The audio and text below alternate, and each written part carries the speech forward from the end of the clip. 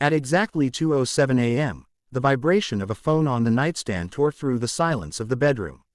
Mark stirred, half asleep, expecting a spam email or maybe one of his old college buddies forgetting time zones again. With a groggy hand, he pulled the phone toward him and squinted at the glowing screen. The message was short, cruel, and devastating. "I am spending the night with my ex. He's far stronger than you. Don't wait up." The sender. Emily, his wife. For a moment, Mark thought he must be hallucinating. He blinked hard, rubbed his eyes, and read the words again. No, it wasn't a dream. The name at the top of the screen was hers, plain as day. His heart hammered so violently he thought it might crack his ribs. His chest felt hollow, like the floor had just dropped out from under him. Emily had kissed him goodbye only hours earlier. She had smiled that easy, warm smile of hers as she slipped on her coat, telling him she was heading to a late-night girls' gathering. She even joked about how much wine they'd probably drink and promised not to stay out too late. He had trusted her completely, why wouldn't he? For 8 years, she had been his partner, his confidant, his whole world. Now, in the glow of his phone, her words shattered that world into jagged pieces. Mark dropped the phone onto the sheets and stared at the ceiling fan as it spun lazily, each rotation slicing through the silence. His mind raced. Was this a cruel prank? A mistake? Had she meant to text Ryan, her ex, and accidentally sent it to him instead? The bile rising in his throat told him the answer. It was no mistake. The room felt suffocating, the weight of betrayal pressing down on him. He thought of their wedding day, how she cried during her vows, promising him forever. He remembered the nights they stayed up whispering about their dreams of buying a bigger house, starting a family, traveling to Italy one day. Every memory now twisted, poisoned, counterfeit. By the time the alarm clock blinked 6 a.m., Mark hadn't slept a second. But he wasn't angry, not yet. Instead, he was eerily calm, as though his body had skipped rage and gone straight to numbness. He showered, shaved, and brewed his usual pot of coffee. His movements felt mechanical, detached, as if someone else were inhabiting his skin. At the office, he printed out the text. The bold black letters glared back at him like evidence in a trial. He folded the paper carefully and slid it into his briefcase. That evening, Emily breezed through the door in her yoga pants, carrying a grocery bag. She kissed his cheek lightly, just as she always did, and hummed while unpacking apples, milk, and cereal. "You wouldn't believe how late we stayed up talking," she laughed, tossing her hair over her shoulder. Mark watched her, his stomach twisting into knots. She was so convincing, so casual, as if nothing had happened.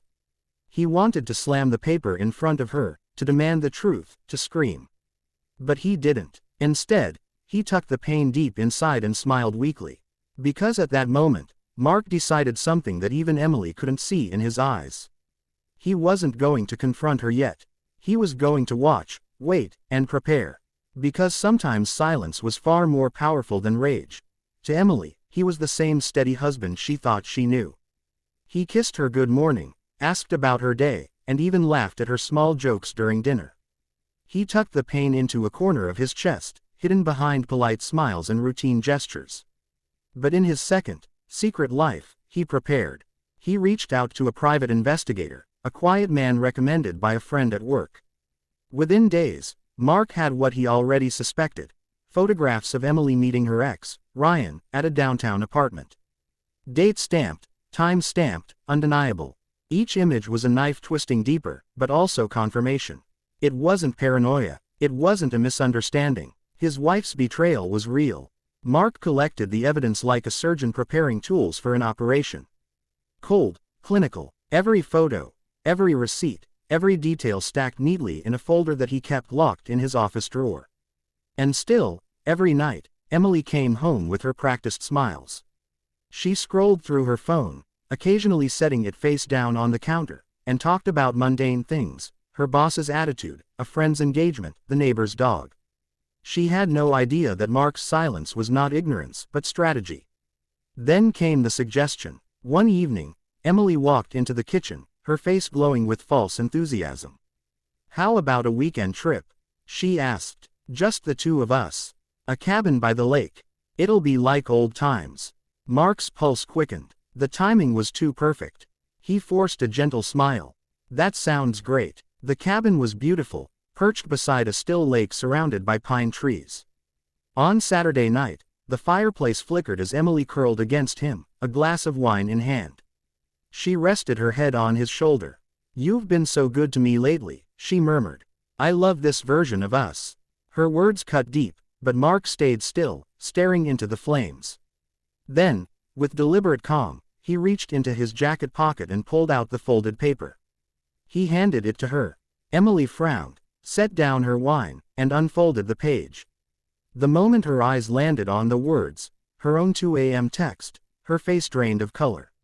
Mark's voice was quiet, steady. "This is what I got while you were with him. You were supposed to send it to Ryan, weren't you?" Emily stammered. "Mark, I can explain." "Don't," he interrupted. "I didn't say anything because I wanted to see how long you'd keep lying. I gave you 8 years, Emily. 8 years of loyalty, of trust. And this is how you repay me." Tears welled in her eyes. She reached for his hand, but he pulled it away. "I've already spoken to a lawyer," Mark continued. His words were like stones, measured, heavy, unshakable. "I have the text. I have the photos. I'm filing for divorce. You can keep pretending with Ryan. But not with me." Emily broke down, sobbing into her hands. "It was a mistake, Mark. I didn't mean it. It was just one time. Please." But Mark stood. His decision was already made, and no tears, no excuses, no half-truths could undo the damage. The next morning, he packed his bag, left the cabin, and drove home alone. The road stretched endlessly before him, but for the first time in weeks, he felt free. He glanced at the rising sun in his rearview mirror. It wasn't the life he had planned, but it was a chance to start over. Emily's betrayal had been the cruelest wound, but it had also given him clarity. Sometimes the harshest truths are the ones that set you free. Mark tightened his grip on the wheel and whispered to himself, "Stronger than me." "We'll see about that," and for the first time in a long while, he believed it.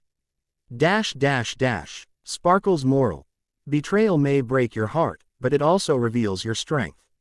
Sometimes the most powerful response is not revenge, but walking away with dignity.